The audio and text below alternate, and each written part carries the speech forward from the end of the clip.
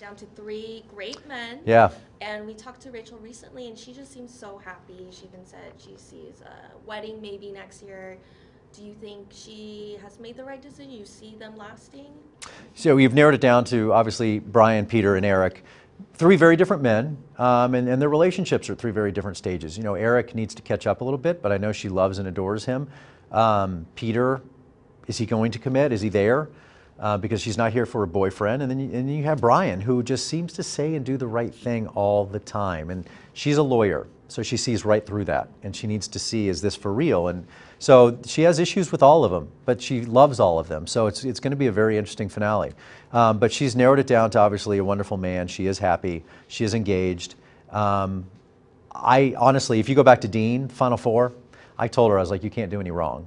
Like if you end up with either of these men, you've done well. So now it's a matter of who fits in her life, who fits in her family, who has the same goals and ideas as she does.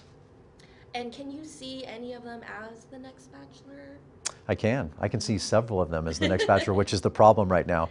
You know, obviously it's not a set rule that the Bachelor comes out of this show, but that seems to be the tradition in the case because you just have a built-in emotional tie. I mean, look, if I said Dean's the Bachelor, you're like, oh my God, I saw him with his dad or whatever.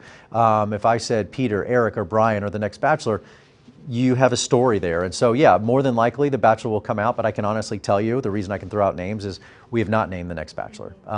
Far from it, because we also have to go to Paradise. Who knows, like Nick came out of nowhere and popped on Paradise and he became our Bachelor. So maybe it's someone from the past, maybe it's someone from this show, we don't know. And we will let Paradise play out a little more before we decide who our Bachelor is going to be. Someone who I would love to see come back to this Ben.